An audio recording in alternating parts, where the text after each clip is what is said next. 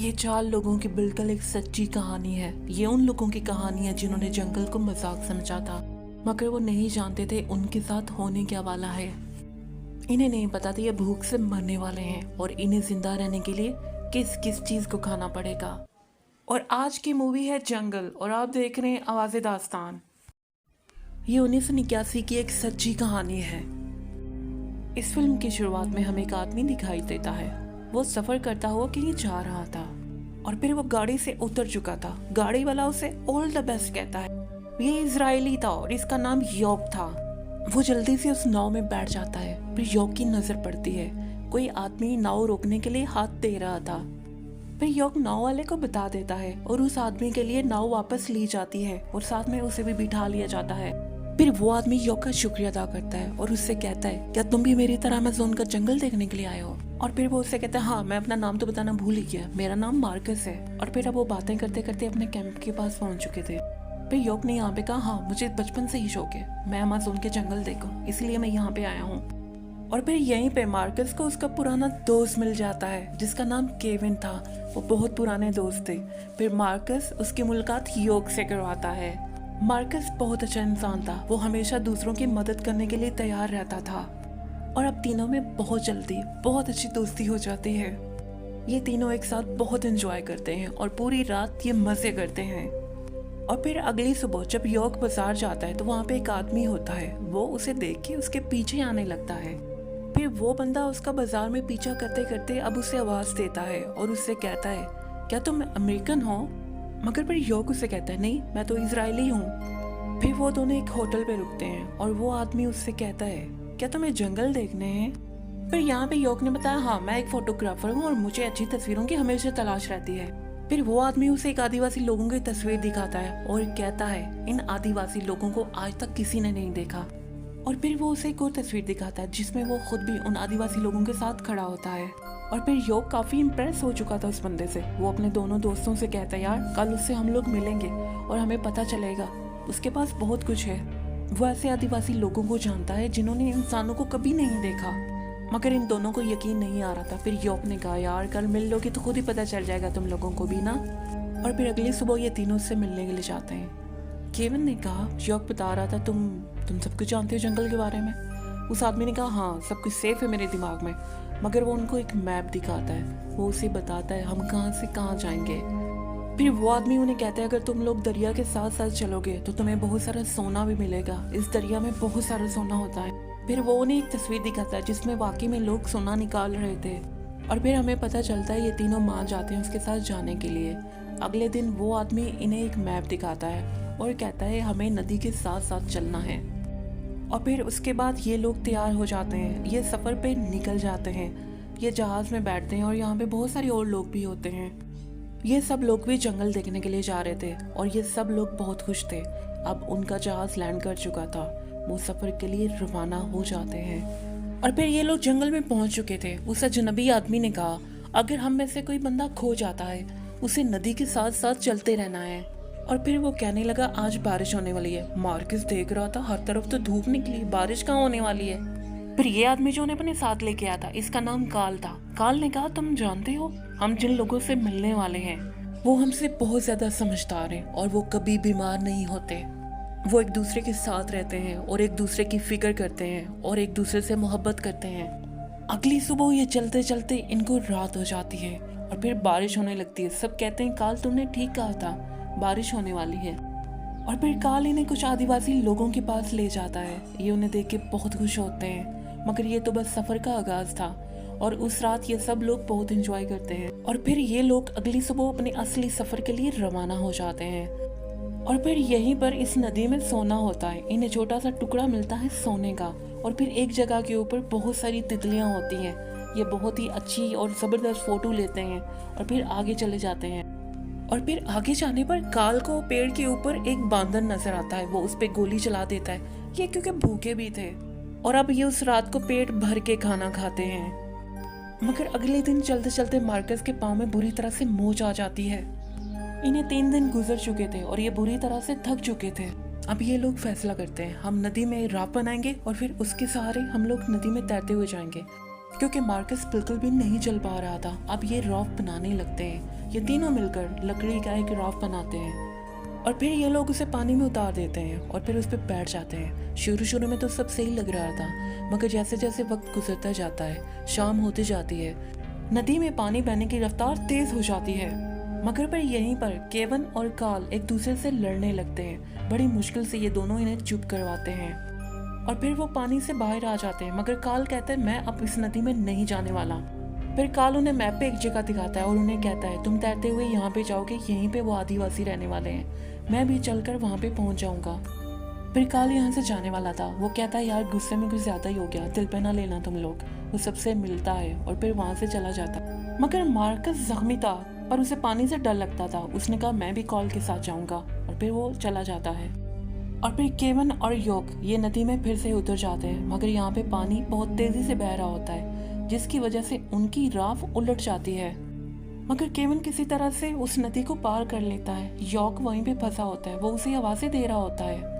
मगर फिर देखते ही देखते पानी की रफ्तार और तेज हो जाती है और योग पानी में बह जाता है। वो बहता बहता बहुत दूर चला जाता है, मगर वो अब पत्थर को पकड़ लेता है। वो बड़ी मुश्किल से उस पानी से बाहर निकल पाता है। बहुत जल्दी उसे एहसास होने लगता है कि उसने क्या किया। मगर फिर उसकी नजर पड़ती है पानी में उसका बैग बहता हुआ जा रहा था। वो उस पर छलांग लगा देता है और बड़ी मुश्किल से पकड़ लेता है और फिर उसमें से एक टैबलेट निकालता है, वो खा लेता है। वो ताकत वाली थी, उससे उसको कुछ राहत मिलती है। और फिर वो नदी का नक्शा बनाता है क्योंकि वो नदी के साथ साथ चल रहा था। आज उसे 8वां दिन था और वो बहुत भूखा था। फिर उसे अजगर नजर आता है। फिर वो पत्थर से उस सांप को मार देता है क्योंकि वो बहुत भूखा था। उसे कुछ भी मिलता खाने के लिए तो वो खाता। मगर अब चलते चलते उसे काफी दिन और बीत चुके थे। हर दिन वो चलता और फिर रात हो जाती और फिर सुबह हो जाती। आज उसे 12वां दिन था और आज वो बहुत भूखा था। फिर उसे कुछ अंडे नजर आते हैं, वो किसी परिंदे के थे। और जब वो उस अंडे को तोड़ता है तो उसमें कोई बच्चा था, मगर वो उसको खा लेता है। आज उसे जिंदगी की कीमत का पता चलता है और आज उसे अपनी औकात का भी पता चलता है। और पेड़ पे वो बैठा हुआ परिंदा उसे देख रहा था। उस परिंदे की माँ उसे देख रही थी जिसके बच्चे को इसने खाया था। वो उससे सॉरी भी करता है, मगर आज उसने अपनी जिंदगी के लिए किसी और की जान ली थी। और फिर थोड़ा सा आगे जाने पे उसे कुछ ऐसी चीजें नजर आती हैं जो इंसान बनाते थे। ये कुछ चटाइयों की तरह था। चटाई मीन्स थल्ला डाणी थी उते बह जानी। मुझे उम्मीद है बहुत सारे लोगों को चटाइयों का मतलब पता होगा, जिनको नहीं समझ आई माफ करना। और अब वो पूरी तरह से थक चुका था। वो नदी के पास ही चल रहा था, मगर खुद से कह रहा था आखिर कोई इंसान मुझे क्यों नहीं मिल रहा। और फिर जब उसने अपने पाँव की तरफ देखा, वो बुरी तरह से खराब हो चुके थे, वो जख्मी हो चुके थे और उसके पाँव से खून रस रहा था। और फिर आज उसे एहसास होता है वो कितना बुरा इंसान है। उसे हर चीज वो मुफ्त में मिली जिसकी उसने कदर नहीं की, मगर आज वो एक खाने के लिए तरस गया था। मगर फिर अगले दिन वो चलते चलते एक ऐसी जगह पे पहुंच जाता है जहाँ पे उसको पाँव का निशान नजर आता है। वो उसे देख के बहुत खुश हो जाता है। वो समझ रहा था कि लोग पास हैं। मगर थोड़ा सा आगे जाने पर उसे वही अंडे नजर आते हैं जो उसने खुद तोड़े थे। अब वो समझ चुका था ये पाँव का निशान तो मेरा ही है। और अब वो गुस्से में आ जाता है। वो चीखने चिल्लाने लगता है। और फिर यहीं पर उसको अपनी अम्मी अब्बू की याद आती है। वो हमेशा उसको रोका करते थे बुरे कामों से। असल में उन्होंने मना किया था इस जंगल में आने से पहले, तुम जंगल में नहीं जाओगे, मगर वो हमेशा अपनी मर्जी करता था। मगर वो क्या करता, उसे चलते तो रहना ही था। और फिर वो आगे चल पड़ता है और आज रात बहुत बारिश होती है। और फिर उसे याद आती है अपने मॉम डैड की। फिर उसे याद आती है वो कितना आवारा और कितना अयाश इंसान था। और आज वो अपनी हर गलती पे शर्मिंदा था, रो रहा था, माफी मांग रहा था। और फिर दूसरी तरफ हमें दिखाया जाता है कुछ गांव के लोग केविन को देख लेते हैं। वो नदी के किनारे पड़ा था। फिर उसे उठा के वो अपने घर लेके आते हैं। और फिर हमें दिखाया जाता है केविन जंगल के इंस्पेक्टर के पास जाता है और उसे अपने दोस्त के बारे में बताता है। और फिर वो केविन को हेलीकॉप्टर में भेजता है जंगल में उसे ढूंढने के लिए। मगर काफी देर ढूंढने के बाद भी वो कहीं नजर नहीं आता। इधर यॉर्क बुरी तरह से टूट चुका था। केविन इंस्पेक्टर के पास फिर जाता है और उसे कहता है तुम्हें फिर से मेरे साथ जाना हो। मगर इंस्पेक्टर उससे कहता है देखो अगर तुम अपने दोस्त को ढूंढना चाहते हो तो मैं तुम्हें एक ऐसे बंदे का पता बताता हूँ, तुम उसके साथ जाओ। वो जंगल को बहुत अच्छी तरह से जानता है और उसे मेरा बताना। और अब केविन उसके पास जाता है और उसे बताता है अपने दोस्त के बारे में, मगर वो उसे टाल देता है। मगर फिर केविन उसे बड़ी मुश्किल से मना ही लेता है। ये उसी दिन उसको ढूंढने के लिए निकल जाते हैं। 18 दिन हो चुके थे उसे खोए हुए। और फिर हमें यॉक दिखाया जाता है। वो भूखा था मगर जिंदा था, वो अपना सफर कर रहा था, मगर फिर अब वो दलदल में गिर जाता है। वो जितना हिलता है उतना दलदल में धंसा जाता है, मगर फिर वहीं पर एक पौधे की टहनी थी, वो उसको पकड़ लेता है और दुआ कर रहा होता है कि ये टूटे नहीं। और फिर वो उसके सहारे बड़ी मुश्किल से बाहर आ जाता है। फिर वो इतना कमजोर हो चुका था कि वो रेंग कर आगे बढ़ रहा था, उसमें इतनी ताकत भी नहीं थी कि वो ठीक से खड़ा हो पाए। फिर उसी वक्त उसके पास कछुआ आता है। वो बहुत भूखा था, वो उसे मारने लगता है मगर फिर उसे छोड़ देता है। फिर उसने फैसला कर लिया था, मैं अपनी जान के लिए किसी और की जान नहीं लूंगा। और फिर वो आसमान की तरफ देखकर अपने खुदा से अपनी बेबसी का इजहार करता है। वो जान चुका था सही मानों में इंसान की औकात क्या है। वो चीख चीख के खुदा से माफी मांग रहा था। और फिर अगले दिन केवन भी उसी जगह पे आता है। अब उसको 19 दिन हो चुके थे। केवन वहाँ पे थोड़ी देर रुकता है, मगर वो किश्ती वाला आदमी उसे कहता है 19 दिन हो गए, वो जिंदा नहीं होगा। और फिर केवन नाव वाले की बात सुन के वापस को लेता है, मगर इधर यॉक कमजोर था, मगर उसने देख लिया था वो इतना कमजोर हो चुका था कि वो आवाज भी नहीं दे पा रहा था।